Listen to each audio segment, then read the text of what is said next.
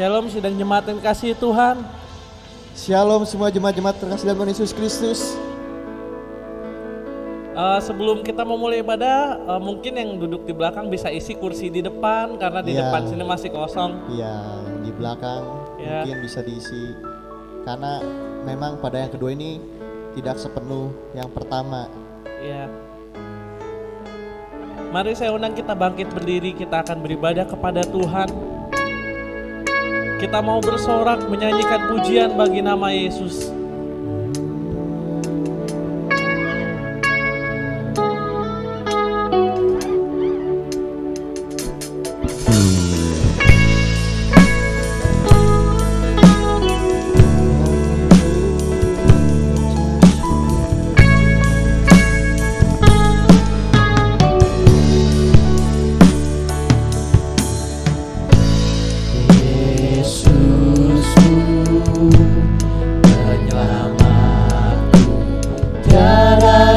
Seperti Engkau setiap hari ku memuji keajaiban kasih-Mu.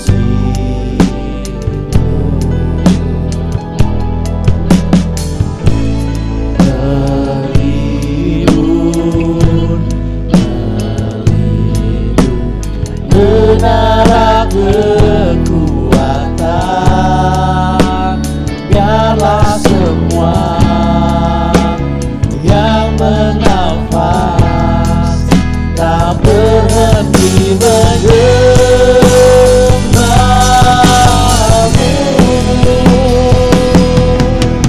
Nyanyi dan bersoraklah bagi-Nya, pujian hormat kuasa bagi Raja. Gunung tunduk, laut bergelora mendengar nama-Mu. Ku bersuka atas perbuatan-Mu, selamanya ku kasihi Engkau Tuhan. Tiada janji seperti yang ada padamu.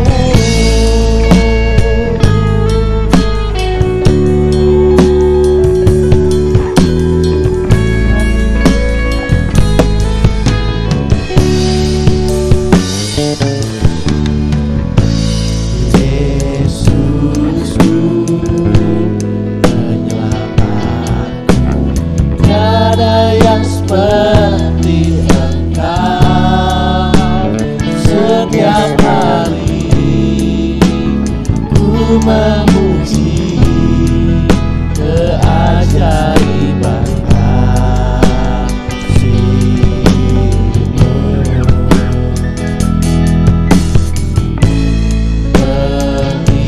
Melibur, menara kekuatan, biarlah semua yang bernafas tak berhenti menyembah-Mu. Nyanyi dan bersoraklah bagi-Dia, pujian hormat kuasa bagi Raja. Gunung tunduk, laut bergelora mendengar nama-Mu. Ku bersuka atas perbuatan-Mu, namanya Tuhan. Kasihi Engkau Tuhan.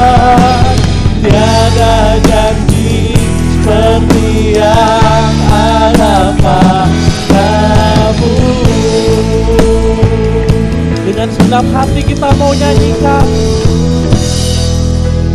Nyanyi dan bersoraklah bagi Dia, pujian hormat kuasa bagi Raja. Gunung tunduk, laut bergelora mendengar namamu. Ku bersuka atas perbuatanmu, selamanya ku kasihi Engkau Tuhan. Tiada janji seperti yang ada padamu. Nyanyi dan bersoraklah, nyanyi dan bersoraklah bagi Dia, pujian hormat kuasa bagi Raja. Gunung tunduk, laut bergelora mendengar nama Yesus, nama Yesus. Ku bersuka atas perbuatanmu, selamanya ku kasihi Engkau Tuhan. Tiada janji seperti yang ada pada, tiada janji seperti yang ada pada, tiada janji seperti yang ada padamu. Beri kemuliaan bagi Tuhan. Bentar saudara Andini berdoa bagi ibadah yang akan kita mulai. Terima kasih Bapak, terima kasih Yesus atas penyertaan sebentar pagi hari ini Tuhan. Tuhan, sebentar kami akan meninggikan nama-Mu ya Bapak. Kiranya Engkau yang pimpin ibadah kami dari awal, pertengahan hingga akhir. Hanya di dalam nama anak-Mu kami berdoa dan ucap syukur. Haleluya. Amin.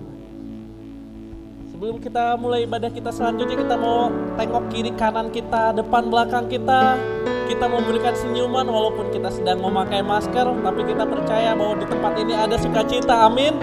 Oleh karena itu kita mau memuji Tuhan. Terpujilah nama-Mu Tuhan, kuat dan penuh kemuliaan.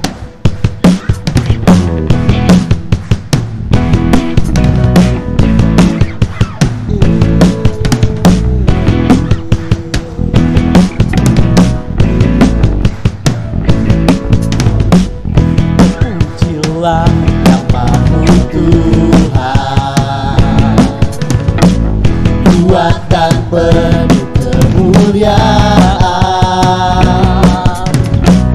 Satu suara kami nyatakan, kebesaran-Mu tetap selamanya. Terpujilah nama-Mu Tuhan,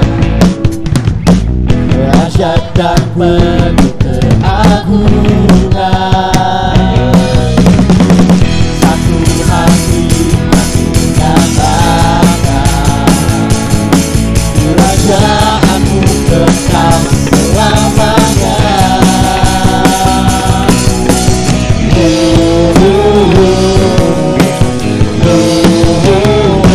Engkaulah Raja atas dunia, yang berhak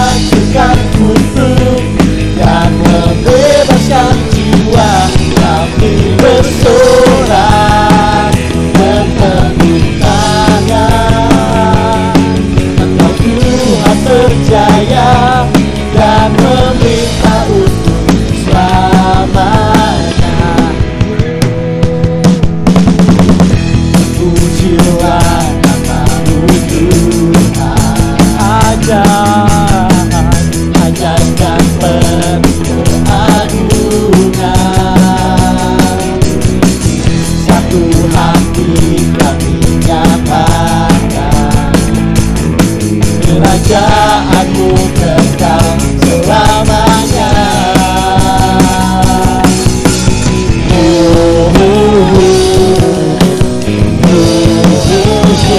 Engkaulah Raja atas dunia, yang menghancurkan hidup dan membebaskan jiwa. Kami bersorak bertepuk tangan, Engkau Tuhan berjaya dan pemerintah untuk Israel. Engkaulah Raja atas dunia, yang menghancurkan kutub dan membebaskan jiwa. Engkaulah Raja atas dunia, yang menghancurkan kutub dan membebaskan jiwa. Kami bersorak bertepuk tangan, Engkau Tuhan berjaya dan memerintah untuk selamanya.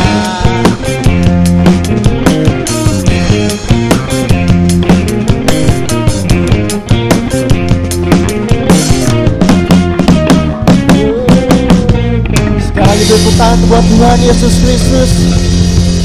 Ntar kita akan mendengarkan firman Tuhan dan menyiapkan setiap hati kita dan telinga kita untuk mendengarkan firman Tuhan dan diajar kita semakin hari lebih baik lagi dari hari ke hari. Yesus, kita syukur Tuhan, dengan Tuhan yang baik. Tuhan selalu menyertai dalam setiap kehidupan kami dan setiap langkah kehidupan kami Tuhan. Semua tinggikan nama-Mu Tuhan. Tuhan yang selalu berkarya dalam hidupku, ajakku jalan dengan iman di dalam Yesus.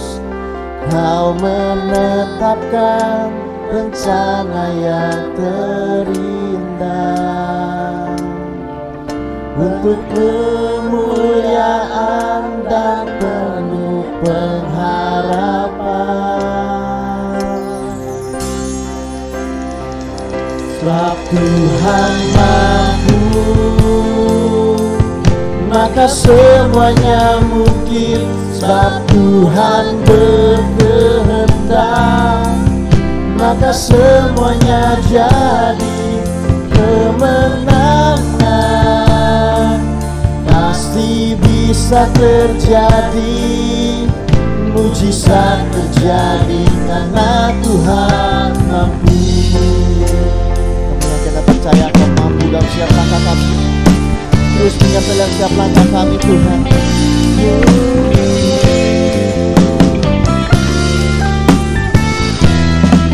Sama-sama kita mau katakan sekali lagi. Tuhan yang selalu berkarya dalam hidupku, ajakku jalan dengan iman di dalam Yesus. Kau menetapkan rencana yang terindah, penuh kemuliaan dan tentu pengharapan.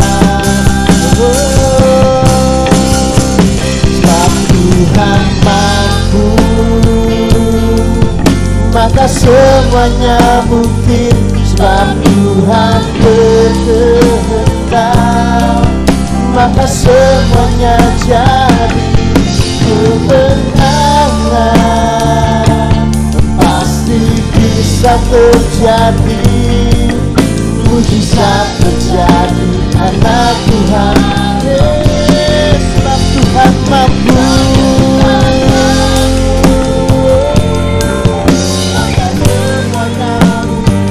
sebab Tuhan berkehendak, maka semuanya jadi. Kemenangan pasti bisa terjadi, mujizat terjadi Karena jemaat Tuhan sekali lagi mau katakan, sebab Tuhan mampu, maka semuanya mungkin. Sebab Tuhan berkehendak, maka semuanya jadi kemenangan. Pasti bisa terjadi, mujizat terjadi karena Tuhan mampu. Tuhan mampu, maka semuanya mungkin. Sebab Tuhan berkehendak, maka semuanya jadi kemenangan. Pasti bisa terjadi, mujizat terjadi karena Tuhan mampu. Pemulihan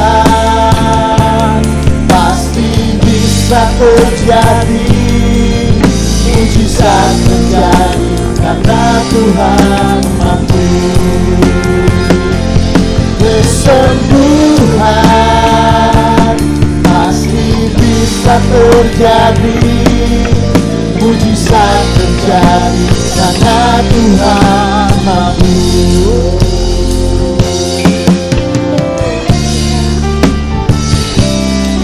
Syukur Tuhan.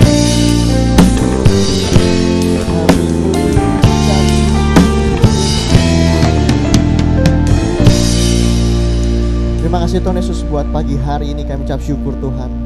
Buat setiap penyertaan Kau dalam kehidupan kami Tuhan. Kami tahu Tuhan, Kau selalu menyertai dalam setiap langkah-langkah kehidupan kami Tuhan. Dari hari ke hari Tuhan, Kau selalu menyertai setiap kehidupan kami Tuhan. Kau tak pernah meninggalkan setiap kehidupan kami Tuhan. Ampuni setiap kami Tuhan, kalau kami justru yang jauh dari Engkau Tuhan. Kami yang menjauh Tuhan. Tapi pada pagi hari kami mau belajar, kami terus mengandalkan Kau dalam setiap kehidupan kami Tuhan Yesus. Sebentar kami akan mendengarkan firman-Mu Tuhan. Biarlah dari firman-Mu ini kami belajar dan semakin mengerti apa yang menjadi kehendak Kau dalam setiap kehidupan kami pribadi lepas pribadi. Kami taruh segala doa kami ke dalam tangan-Mu. Hanya dalam nama Tuhan Yesus kami berdoa dan ucap syukur. Haleluya. Amin. Bapak Ibu bisa kembali duduk. Sebentar dengan hormat hambanya akan tampil depan untuk menyampaikan firman Tuhan.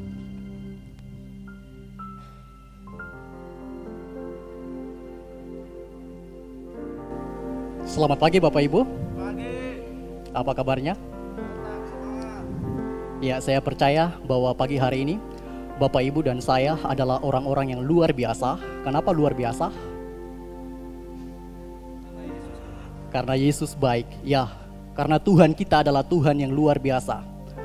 Dan di pagi hari ini saya sangat bersuka cita dan sangat bergembira pada saat melihat Bapak Ibu datang, berkumpul, bersatu, bersama-sama beribadah di tempat ini. Nah, hari ini kita akan sama-sama belajar dari sebuah tema yang saya angkat, naik level. Apa itu naik level? Apa itu naik tingkat? Jadi pertanyaan saya, apakah kita naik level butuh Tuhan? Ada yang bisa jawab? Iya, kenapa? Kalau enggak juga kenapa?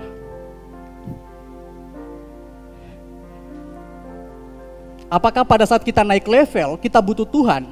Tuhan seperti apa yang Bapak Ibu dan saya butuhkan untuk naik level?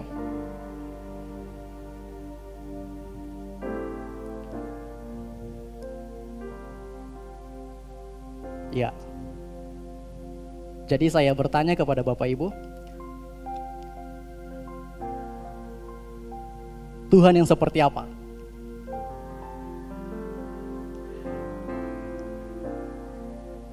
Nah, saudara-saudara, hari-hari ini kita sama-sama bergumul dan sama-sama membutuhkan Tuhan dan sesama.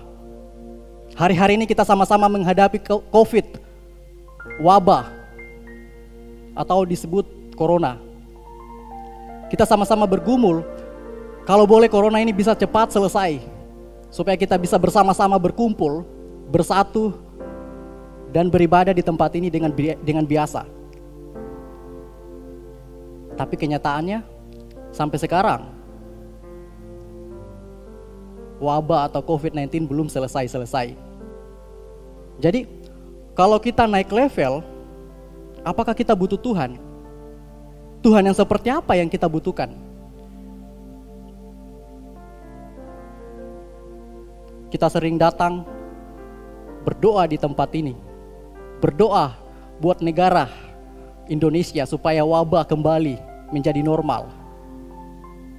Tapi kenyataannya sampai sekarang wabah belum selesai-selesai. Jadi ternyata ada sesuatu yang bisa kita tidak kendalikan dan ada sesuatu yang bisa kita kendalikan. Contoh lain seperti bencana alam, pembunuhan, dan lain-lain. Itu tidak bisa kita kendalikan. Kenapa? Karena itu terjadi di luar diri kita. Lalu bagaimana? Atau ada hal lain yang kita bisa kendalikan? Bisa. Apa? Misalnya kalau kita kepengen pakai baju apa, ya kita bisa memilih dan bisa mengendalikan kita harus pakai baju apa. Gaya sisir rambut, gaya duduk, gaya berkomunikasi, kita bisa mengendalikan itu semua. Tapi ada hal-hal lain yang kita tidak bisa kendalikan. Bapak Ibu saudara-saudara setuju? Kenapa setuju? Ya, memang seperti itu. Dan hari-hari ini kita mulai ketakutan, kita mulai diteror.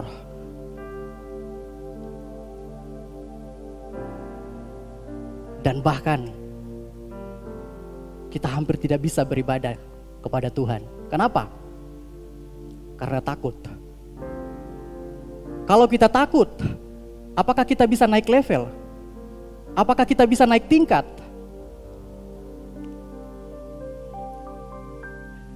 Ada seorang penulis buku yang cukup terkenal, dia menulis seperti ini. Jika seseorang bisa terus bertahan menghadapi masa-masa sulit di dalam kehidupannya,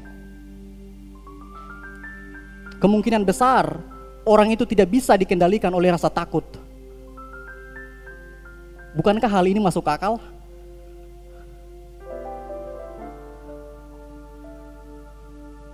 Kalau Bapak Ibu dan saya terus berusaha menghadapi masa-masa sulit di dalam kehidupan kita, kita akan bisa mengendalikan rasa takut kita. Tapi kalau kita tidak bisa mengendalikan hal-hal sulit di dalam kehidupan kita, kemungkinan besar kita akan merasa takut dan tidak menjadi dewasa. Kenapa? Takut.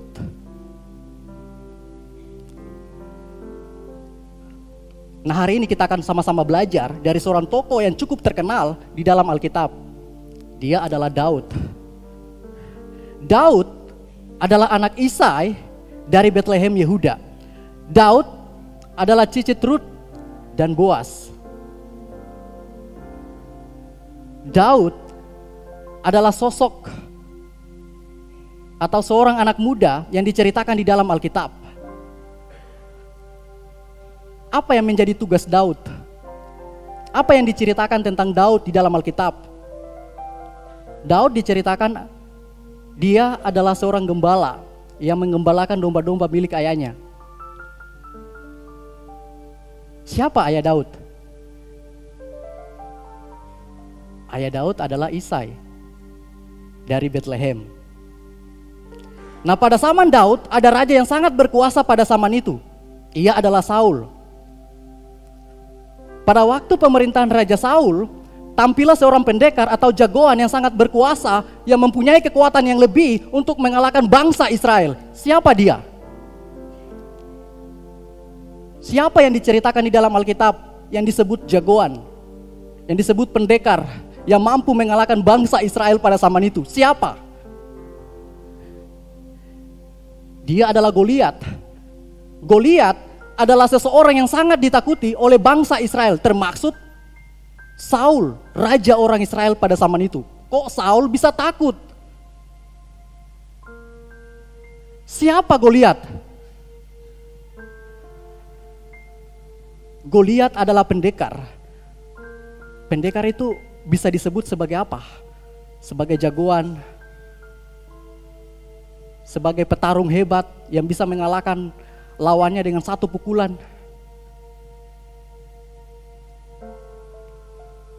Dan Saul takut kepada Goliat.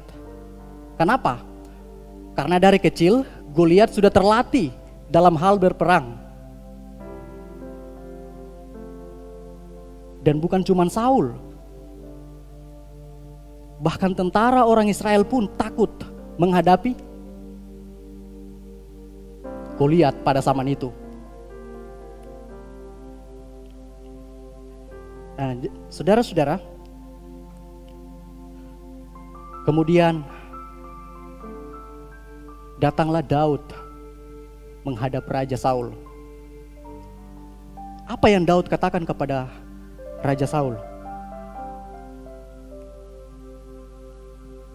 Ini yang dia katakan. Raja, kalau boleh aku datang dan melawan Goliat, tentara orang Filistin itu. Izinkan saya raja untuk menghadapi Goliat. Siapa Daud? Daud diceritakan di dalam Alkitab, dia masih muda, dia masih kemerah-merahan. Mana mungkin Daud yang tidak punya cukup pengalaman untuk berperan melawan Goliat, tentara orang Filistin yang paling jago berperan pada zaman itu. Kok Daud bisa berani datang kepada Raja Saul dan meminta izin untuk melawan Goliat?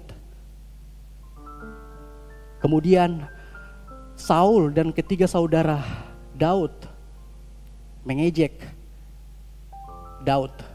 Mana mungkin kamu bisa mengalahkan tentara orang Filistin itu? Mana mungkin? Mana mungkin kamu yang masih kecil bisa mengalahkan seorang pendekar yang sudah punya pengalaman bertahun-tahun berlatih pedang untuk membasmi musuh-musuhnya? Mana mungkin?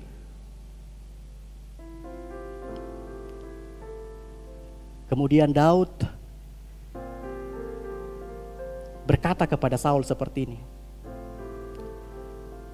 Janganlah seorang pun menjadi tawar hati karena dia siapa? Goliat, jagoan, tentara yang paling jago pada zaman itu. Daud mengatakan kepada Saul, jangan takut, jangan tawar hati. Kemudian Daud melanjutkan seperti ini. Hambamu ini akan pergi melawan orang Filistin itu. Melawan siapa? Goliat. Kok bisa Daud yang kecil bisa melawan tentara orang Filistin yang begitu besar dan cukup pandai berperan pada zaman itu?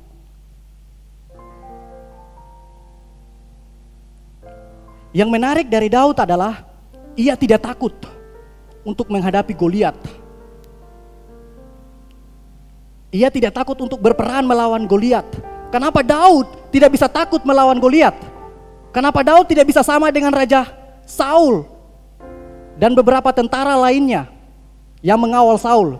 Kenapa Daud begitu berani melawan Goliat, tentara orang Filistin itu? Ada apa dengan Daud? Apakah ada sesuatu yang Tuhan taruh di dalam kehidupan Daud? Apa yang Tuhan taruh dalam kehidupan Daud? Apa yang kita pelajari dari Daud? Kok bisa Daud yang begitu kecil berani menghadapi Goliat, tentara orang Israel pada zaman itu? Kenapa? Ada apa dengan Daud?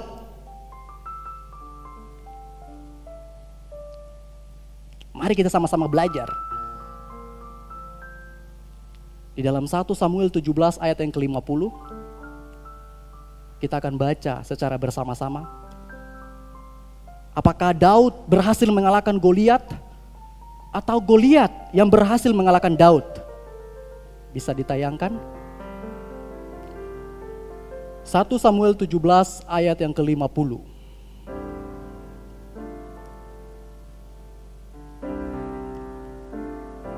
Ya, jadi saya akan membaca saja di sini.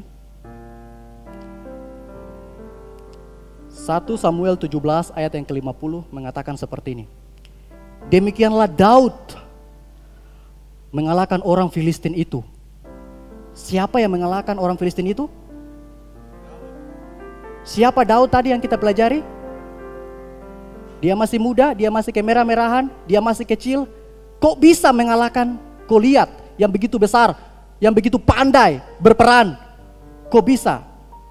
Kemudian saya lanjutkan. Ia mengalahkan orang Filistin itu dan membunuhnya. Siapa yang mengalahkan orang Filistin itu dan membunuhnya? Daud. Tanpa pedang di tangan. Saya akan baca sekali lagi. Demikianlah Daud mengalahkan orang Filistin itu dengan umban dan batu. Ia mengalahkan orang Filistin itu dan membunuhnya tanpa pedang di tangan. Wow. Tanpa pedang. Sedangkan Goliat datang membawa pedang dan memakai pakaian perang yang lengkap. Sedangkan Daud tidak diceritakan kalau dia memakai pakaian perang.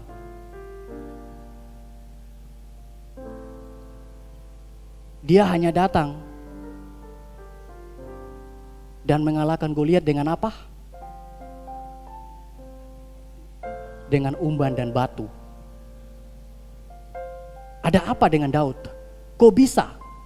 Kok bisa Daud mengalahkan orang Filistin itu dengan umban dan batu? Ada apa dengan Daud? Apakah Daud terlihat luar biasa? Apakah Daud hebat? Kalau kita baca secara literal, kemudian kita berpikir, iya memang jelas Daud adalah seseorang yang cukup hebat. Daud adalah seseorang yang cukup jago. Bahkan kalau bisa, Daud diangkat menjadi jagoan orang Israel. Tapi bukan seperti itu. Lalu kenapa Daud bisa mengalahkan Goliat dengan umban dan batu? Terlihat jelas di sini bahwa Daud memiliki keberanian yang ditaruh Tuhan. Jadi keberanian seseorang itu ditaruh Tuhan di dalam hatinya. Keberanian seseorang, keberanian saya dan Bapak Ibu tidak muncul secara tiba-tiba. Pada saat kita jalan, tiba-tiba kita dapat uang. Bukan seperti itu. Tapi perasaan atau keberanian Daud itu ditaruh Tuhan, disalurkan ke dalam hatinya.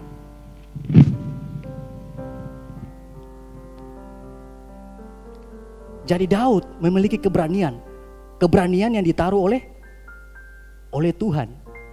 Tuhan yang seperti apa? Yang memberikan keberanian kepada Daud.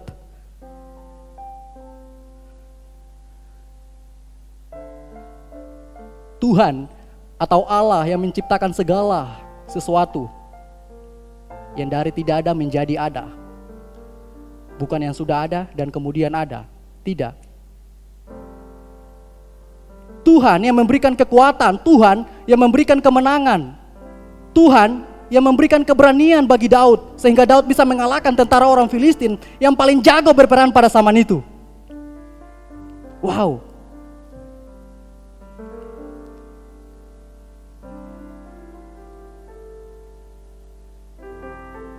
Daud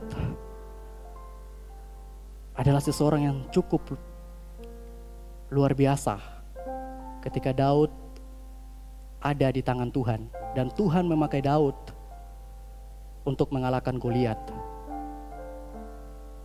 Tapi sebelum Daud mengalahkan Goliat, Daud mengatakan kepada Saul seperti ini, "Hambamu ini akan pergi melawan orang Filistin itu. Hambamu ini akan pergi berperan melawan orang Filistin itu." Kemudian Saul berkata kepada Daud, "Pergilah, pergilah. Tuhan menyertai engkau. Tuhan melindungi engkau, Tuhan menjaga engkau sehingga kamu bisa menang di dalam peperangan menghadapi Goliat yang paling kuat pada zaman itu." Apakah Saul yang memberikan kemenangan kepada Daud atau Tuhan yang memberikan kemenangan kepada Daud? Tentunya Tuhan. Tuhan yang memberikan kemenangan, yang memberikan keberanian kepada Daud. Sehingga Daud bisa mengalahkan orang Filistin yang paling kuat pada zaman itu. Apa yang kita pelajari dari Daud? Apa yang kita bisa dapat dari Daud? Daud adalah salah satu contoh orang yang percaya kepada Tuhan. Tuhannya Daud memberikan kemenangan, memberikan keberanian bagi Daud. Keberanian yang seperti apa yang Tuhan berikan kepada Daud? Yang pertama, keberanian untuk menghadapi Raja Saul. Tuhan memberikan keberanian kepada Daud untuk menghadapi Raja Saul pada zaman itu. Yang kedua, Tuhan memberikan keberanian kepada Daud untuk melawan Goliat, tentara orang Filistin pada zaman itu. Wow. Yang ketiga, Daud percaya bahwa Tuhan ikut berperan bersama Daud, sehingga Daud bisa mengalahkan Goliat, tentara orang Filistin yang paling kuat pada zaman itu. Jadi Daud percaya bahwa ada Tuhan yang mampu menyertai Daud, yang memberikan kemenangan bagi Daud. Daud tidak takut karena Daud punya Tuhan yang luar biasa.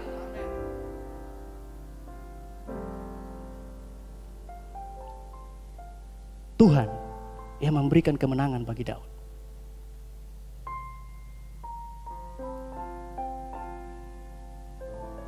Dampak dari keberanian Daud adalah Daud semakin naik level. Daud semakin naik tingkat. Karena ia percaya kepada Tuhan yang memegang kehidupan ini. Dia percaya kepada Tuhan yang memberikan kemenangan bagi Daud. Daud percaya bahwa ada Tuhan yang begitu besar, yang mampu menolong Daud. Daud percaya kepada Tuhan. Dan Daud punya Tuhan yang luar biasa pada zaman itu. Yang kedua, Daud yang tadinya tidak terkenal, sekarang semakin terkenal pada zaman itu. Dan sangat masyhur namanya, dikatakan di dalam Alkitab. Daud semakin masyhur namanya. Nama Daud semakin ditinggikan, nama Daud semakin dipermuliakan. Tetapi Daud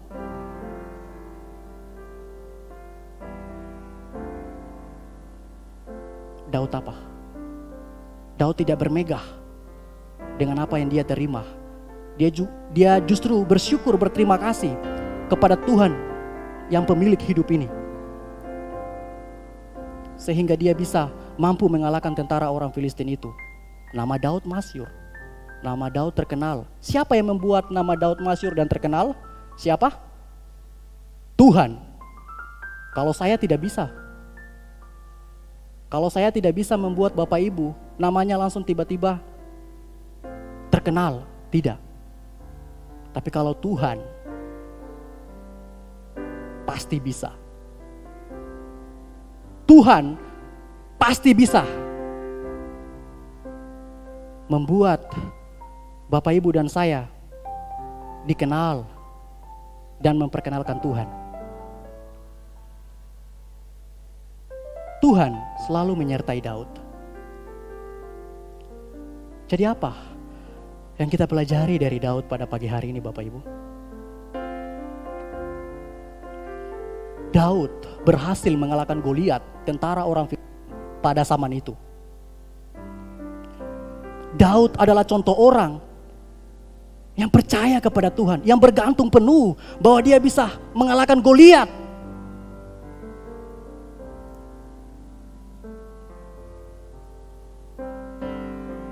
Daud naik level. Daud berpindah dari satu tempat ke tempat yang lain.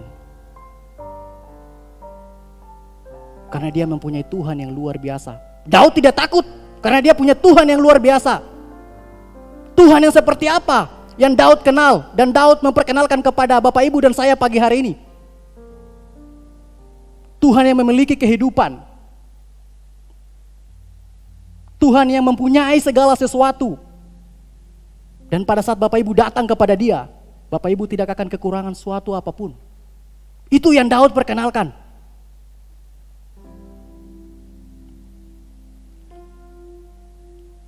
kita lihat contoh lain di dalam Mazmur nomor 22 ayat 2. Bisa membantu? Iya, sekarang saya akan membaca Mazmur 22 ayat 2. Allahku, Allahku, mengapa engkau meninggalkan aku? Aku berseru, tetapi engkau tetap jauh dan tidak menolong aku. Ini tulisan siapa? Daud. Ya, ini tulisan Daud. Kenapa Daud mengatakan Allahku, Allahku, mengapa engkau meninggalkan aku? Aku berseru tetapi engkau meninggalkan aku. Sekarang kita coba bandingkan dengan Matius 27 ayat 46 sampai dengan ayat yang ke-47. Iya, ini saya akan membacanya. Kira-kira jam 3 berserulah Yesus dengan suara nyaring, Eli, Eli, lama sabatani. Artinya, Allahku, Allahku, mengapa engkau meninggalkan aku? Apakah Yesus mengutip perkataan Daud? Kok bisa Yesus mengatakan seperti itu? Dan pada satu titik, kok bisa Daud mengatakan hal yang sama dengan Yesus? Siapa Daud dan siapa Yesus?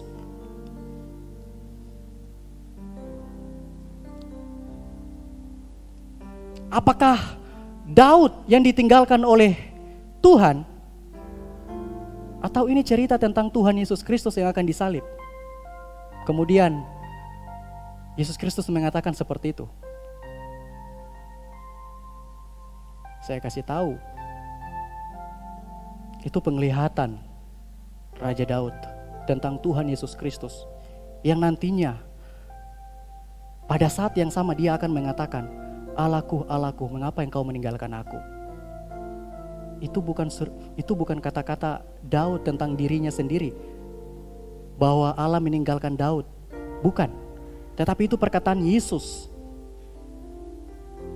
yang Daud sudah lihat. Nantinya ada raja yang akan datang dan akan mengatakan seperti ini. Kenapa Yesus mengatakan Allahku, Allahku, mengapa engkau meninggalkan aku? Kenapa Yesus tidak berkata, murid-muridku, mengapa engkau meninggalkan aku? Petrus, mengapa engkau meninggalkan aku? Yudas, kenapa engkau mengkhianati aku?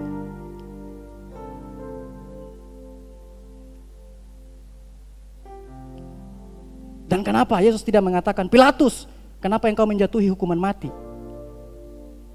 Kenapa Yesus harus berkata, Allahku, Allahku, mengapa engkau harus meninggalkan aku? Apakah Yesus takut? Takut mati? Tidak. Yesus tidak takut. Tapi kalau Yesus tidak takut, kenapa Yesus berkata seperti itu? Ini adalah nubuatan tentang perkataan Raja Daud pada zaman itu. Jadi apa yang tertulis di dalam PL akan digenapi di dalam Perjanjian Baru. Ini yang Yesus katakan salah satunya.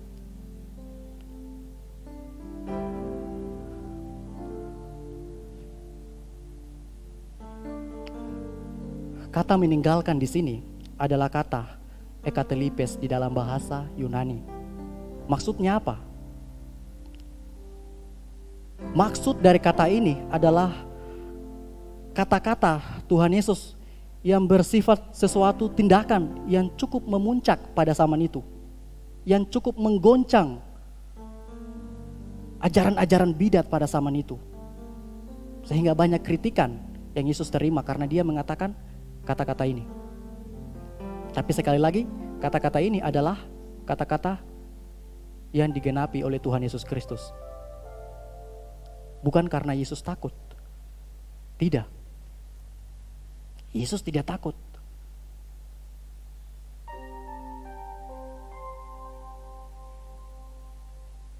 Sama dengan Daud. Daud tidak takut. Kenapa Daud tidak takut? Karena Daud punya Tuhan yang luar biasa, yang mati, yang bangkit buat semua orang berdosa, supaya semua orang berdosa memiliki kehidupan yang baru. Dan Tuhan datang memberikan kehidupan. Tuhan datang menawarkan kehidupan yang baru kepada Bapak, Ibu, dan saya. Apakah engkau mau menerima kehidupan yang saya tawarkan? Kalau kita menerima kehidupan yang Tuhan tawarkan, kita mendapatkan kehidupan yang baru yang Tuhan berikan. Sama dengan Daud. Daud mendapatkan kemenangan yang Tuhan tawarkan kepada Daud.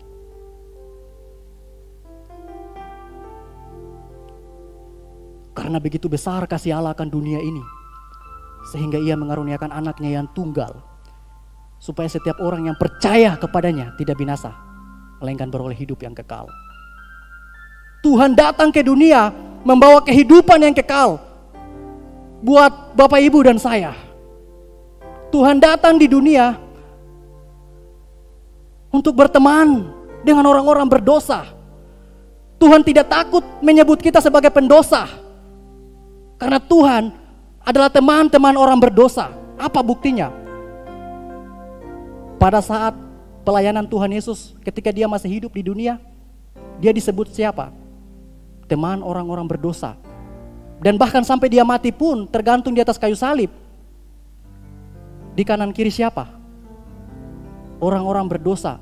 Jadi selama Yesus ada di dunia, Dia disebut teman-teman orang berdosa, dan bahkan mati dikelilingi oleh orang-orang berdosa. Dan kehidupan ditawarkan buat orang-orang berdosa.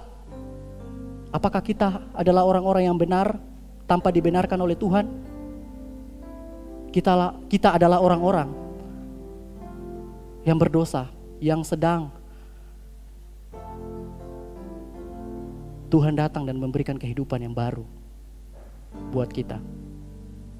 Itu yang Daud ceritakan, itu yang Daud beritakan, bahwa Tuhan yang mampu memberikan kemenangan bagi Daud, Dia juga adalah Tuhan yang mampu memberikan kehidupan yang baru buat Bapak, Ibu, dan saya. Apakah Bapak, Ibu masih takut? Kalau Bapak, Ibu takut, Tuhan yang seperti apa yang Bapak, Ibu kenal?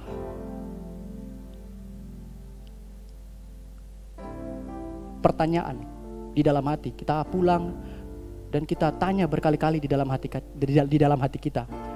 Tuhan yang seperti apa yang saya kenal?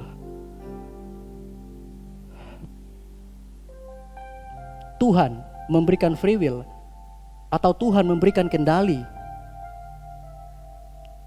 kepada kita supaya kita bisa mengendalikan segala sesuatu untuk membuat hidup kita lebih baik dan orang lain.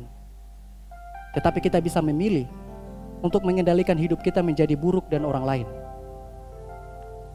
Kita bisa memakai sesuatu untuk meneror orang lain, dan orang lain menjadi sama dengan kita. Tapi mari, di hari Natal, di hari yang penuh kebahagiaan yang Tuhan datang, dan Tuhan tawarkan kepada kita semua hal-hal yang baik. Tuhan menawarkan anugerah, Tuhan menawarkan kehidupan yang baru. Mari kita sambut dan menerima anugerah itu dengan baik dan damai di dalam hati, supaya kita memiliki kehidupan yang baru, sama dengan Daud memiliki kemenangan yang baru.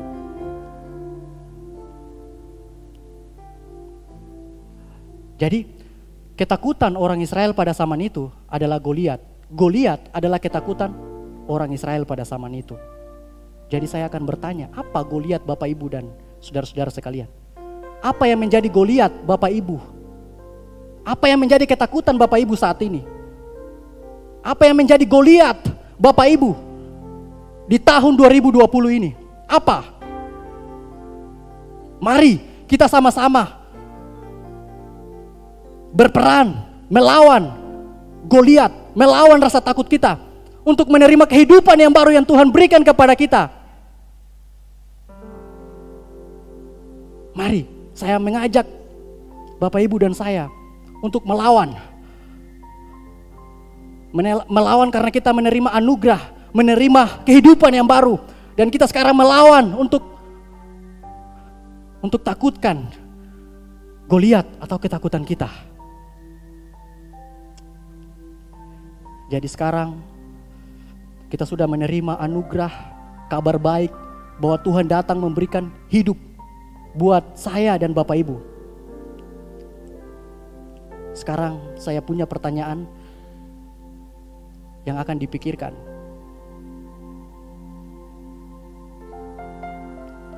Kalau Bapak Ibu berperan sebagai seorang istri, apa yang menjadi Goliat Bapak Ibu?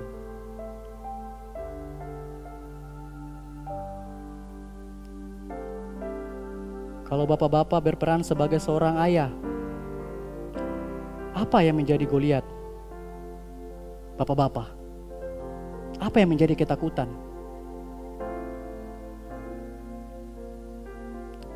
Temukan Goliat Bapak Ibu dan kalahkan Goliat Bapak Ibu dengan berani. Tuhan memberkati. Amin. Saya mengajak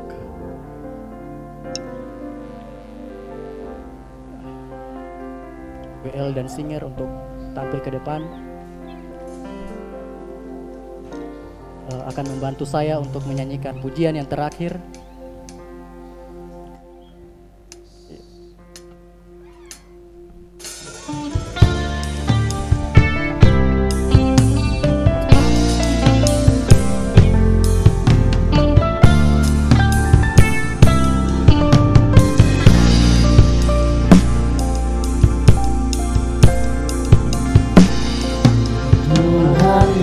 Selalu berkarya dalam hidupku, ajakku jalan dengan iman di dalam Yesus. Kau menyediakan rencana yang terindah, penuh kemuliaan dan penuh pengharapan. Tuhan mampu, maka semuanya mungkin, sebab Tuhan berkehendak, maka semuanya jadi kemenangan. Pasti bisa terjadi, bisa terjadi karena Tuhan mampu. Sebab Tuhan mampu, maka semuanya mungkin, sebab Tuhan berkehendak, maka semuanya jadi kemenangan. Pasti bisa terjadi, bisa terjadi karena Tuhan. Kami bersyukur Tuhan, pagi hari ini kami sudah diajarkan bahwa kami perlu menang dari rasa takut kami. Karena kami punya Tuhan yang luar biasa, yang datang memberikan kehidupan yang baru bagi kami. Terima kasih Tuhan, karena Engkau baik di dalam kehidupan kami. Kami tidak bisa membalas semua kebaikan-kebaikan Tuhan. Tolong kami Tuhan. Kami sebagai manusia tidak mungkin menyangkal dari rasa takut kami Tuhan. Situasi hari-hari ini membuat kami takut. Tetapi kami percaya kami punya Tuhan yang luar biasa di dalam kehidupan kami, yang memberikan kemenangan, yang memberikan kehidupan yang baru bagi kami. Terima kasih Tuhan. Berkati kami semua yang hadir di pagi hari ini. Kami datang membawa pergumulan.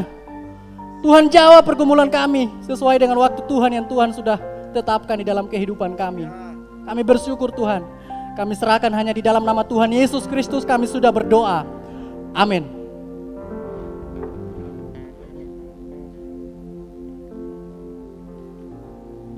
Ya, atas nama sidang jemaat pagi hari ini, terima kasih kepada Saudara Faren yang sudah menyampaikan firman Tuhan. Ya, ibadah sepertinya tidak terlalu banyak ya, karena memang minggu lalu kita merayakan Natal ya, jadi mungkin menganggap liburan ya. Tetapi ibadah minggu depan masih tetap seperti biasa Bapak Ibu, tanggal 27 Desember, tetapi kita tidak merayakan atau tidak mengadakan ibadah pada tanggal 25 Desember ya.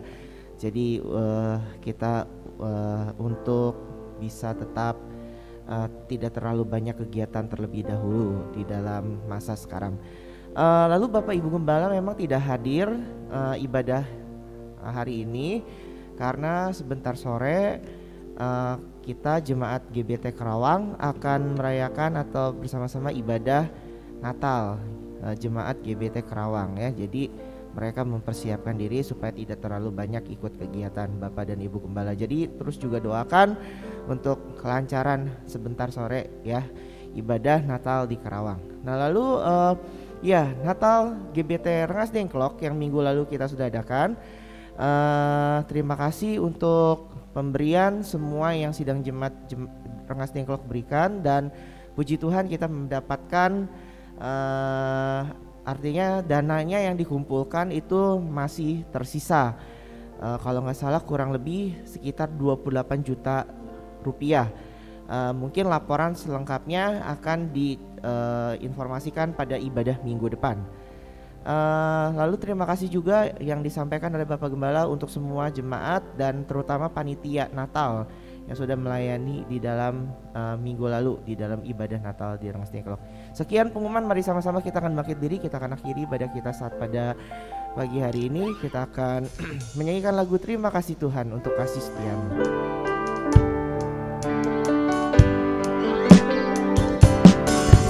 Terima kasih Tuhan untuk kasih setiamu yang ku alami dalam hidupku.